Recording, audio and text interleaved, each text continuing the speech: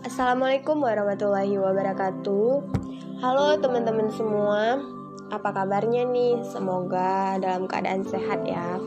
Sebelumnya perkenalkan, nama saya Maulida Yulinasari. Saya merupakan salah satu mahasiswi dari Institut Agama Islam Negeri Langsa yang saat ini sedang menjalankan kuliah pengabdian masyarakat dari rumah. Jadi di kesempatan podcast kali ini saya ingin membahas tentang apa sih kesehatan mental itu. Jadi di sini saya sudah bersama dengan salah satu narasumber dari Universitas Sumatera Utara. Beliau adalah seorang mahasiswa psikologi semester 8. Assalamualaikum warahmatullahi wabarakatuh. Perkenalkan, nama saya Muhammad Fatan.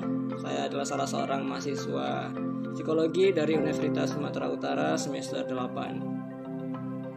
Oke, jadi menurut kamu nih sebagai pandangan dari mahasiswa psikologi, kesehatan mental itu apa sih? Kesehatan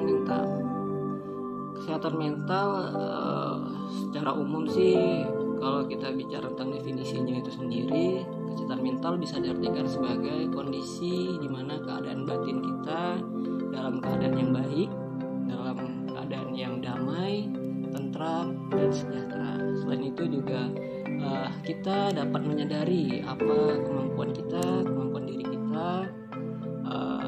Selain itu juga kita bisa bekerja secara produktif, lalu juga tidak sedang berada dalam tekanan, baik itu tekanan sosial kah, tekanan pekerjaan yang membuat akhirnya mental kita terganggu.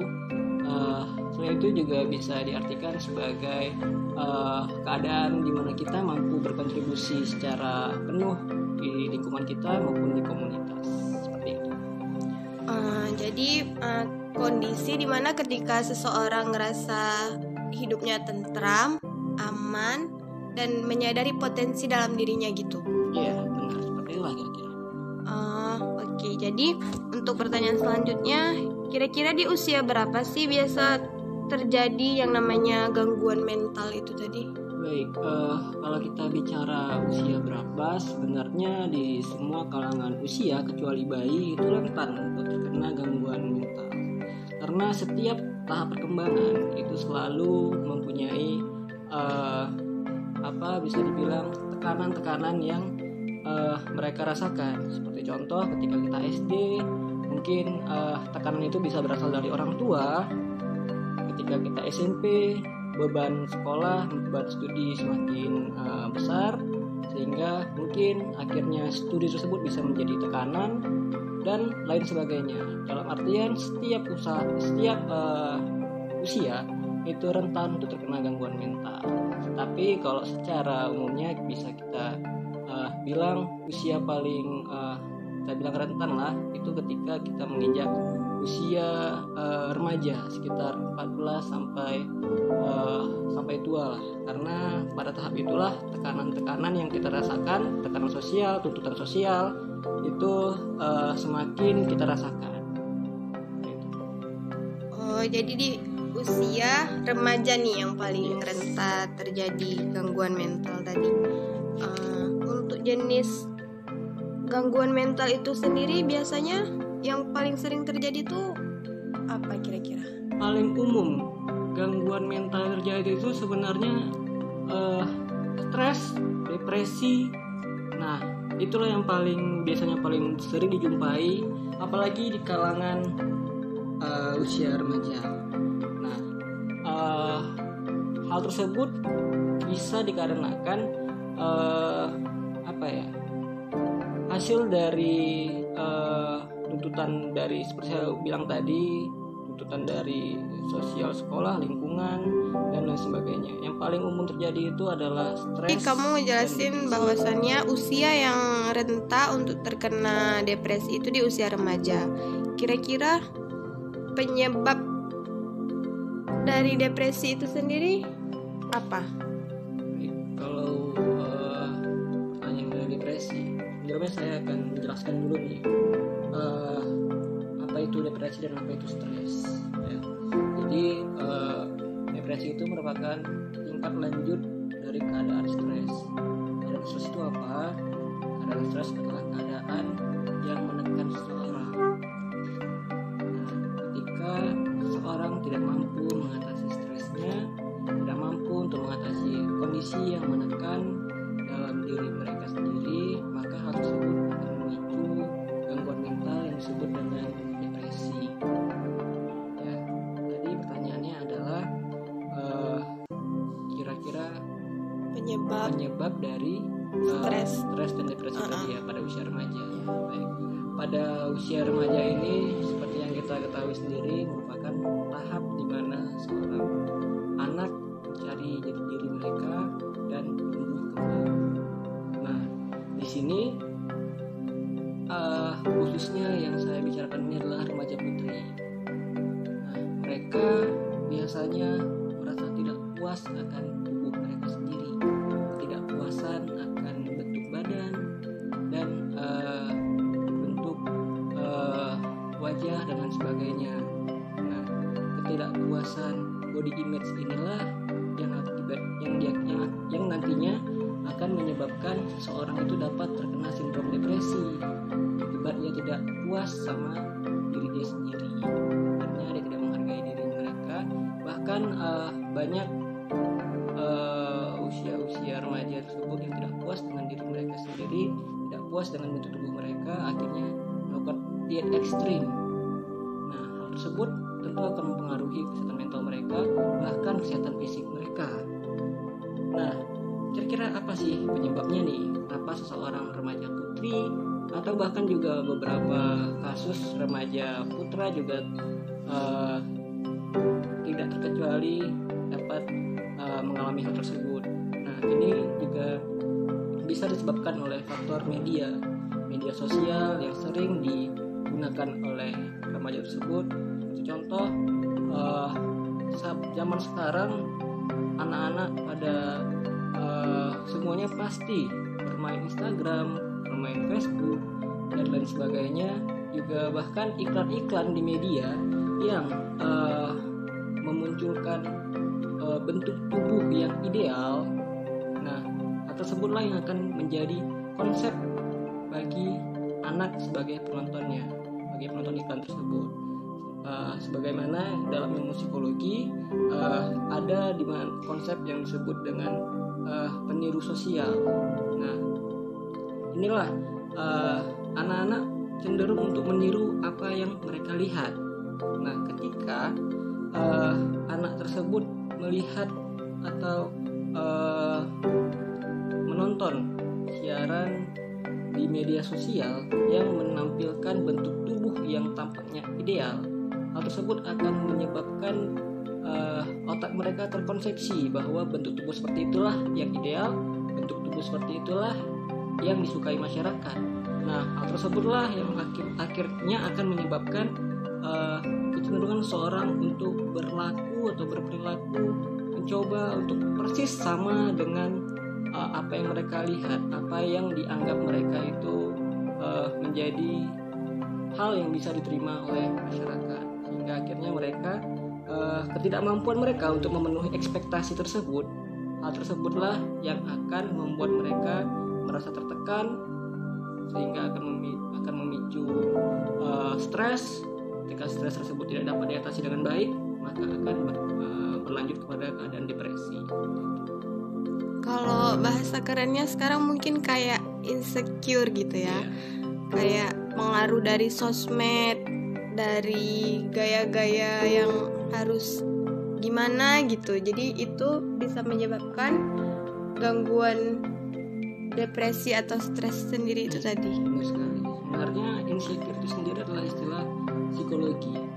Insecure itu merupakan keadaan di mana seseorang merasa tidak aman, sehingga ia mencoba untuk mencari keadaan di mana ia merasa aman. Nah, keadaan aman inilah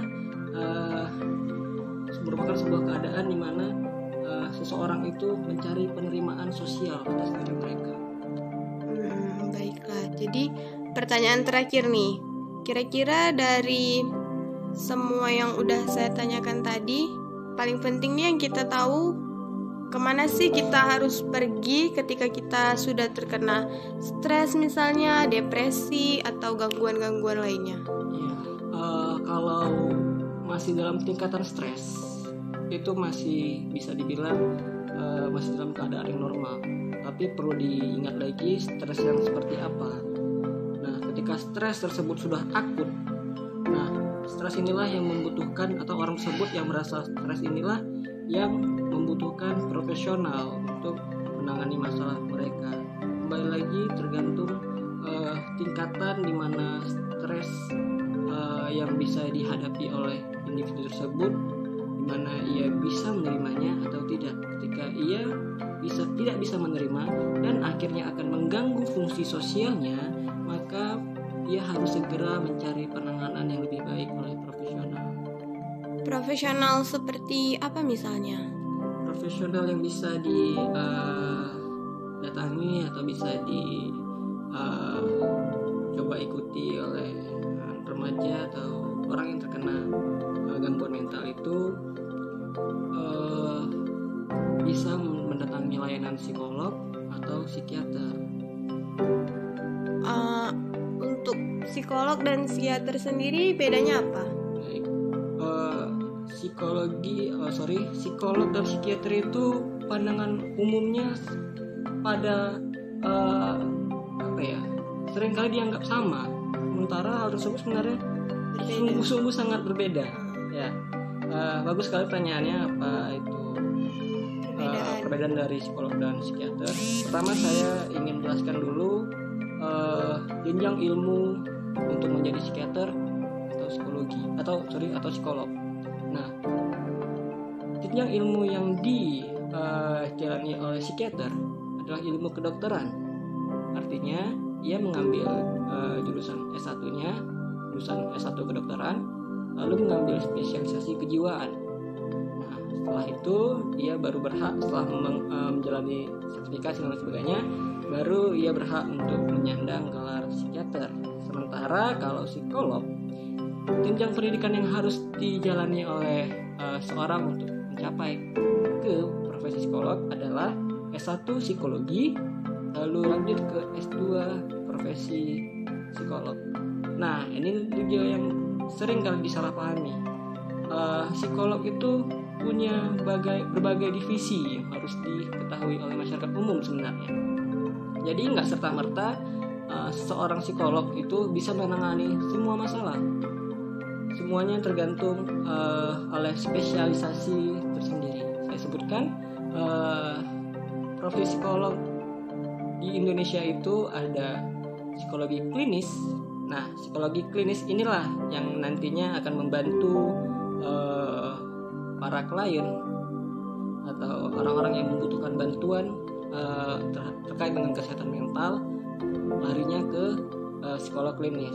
Psikolog klinis sendiri dibagi lagi menjadi dua, psikolog klinis anak dan psikolog klinis dewasa. Nah, ketika anak-anak yang mengalami gangguan bisa mendatangi psikolog anak, begitu juga sebaliknya. Nah, lalu ada psikolog industri dan organisasi. Nah, psikolog ini fokus penanganan ke arah perusahaan. Ada lagi namanya psikolog sosial, psikolog olahraga, psikolog forensik, dan lain sebagainya, masih banyak lagi. Oke, saya rasa penjelasannya udah sangat jelas nih tentang kesehatan mental itu apa.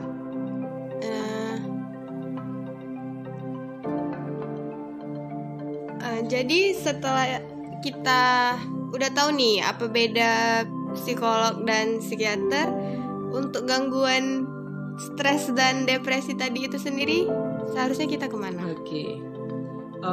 Kalau masih stres dan depresi itu hendaknya kita ke psikolog dulu. Satu lagi yang perlu dipahami, psikiater itu memberikan obat. Ini perbedaannya yang paling mendasar. Psikiater memberikan obat, sementara psikolog memberikan terapi. Nah, ketika dalam keadaan stres atau gangguan mental yang tidak memerlukan obat, maka bisa mendatangi psikiater seperti depresi dan simptom-simptom lainnya yang tidak memerlukan bantuan medis, maka diperlukan terapi. Nah, terapi inilah yang nantinya akan mengubah perilaku kita, mengubah keadaan di mana diri kita bisa memberdayakan diri kita menjadi lebih baik lagi gitu. Jadi kalau pertanyaan yang ditanyakan tadi, depresi pergi kemana, terus stres pergi kemana, pergilah ke psikolog. Sementara kalau sudah terkait dengan gangguan otak, nah hal tersebut membutuhkan bantuan medis seperti obat-obatan, larinya harus ke psikiater. Oke, jadi saya rasa udah jelas banget nih. Terima kasih untuk penjelasannya. Semoga apa yang udah kita sampaikan tadi bermanfaat nih bagi teman-teman semua, terutama bagi teman-teman yang lagi ngerasa mungkin fisiknya lagi capek, mentalnya lagi terganggu, stres ataupun depresi. Buat teman-teman semua, tetap sayangi diri kamu, hargai dirimu, dan dengarkan apa kata hatimu agar kamu dapat melewati setiap rintangan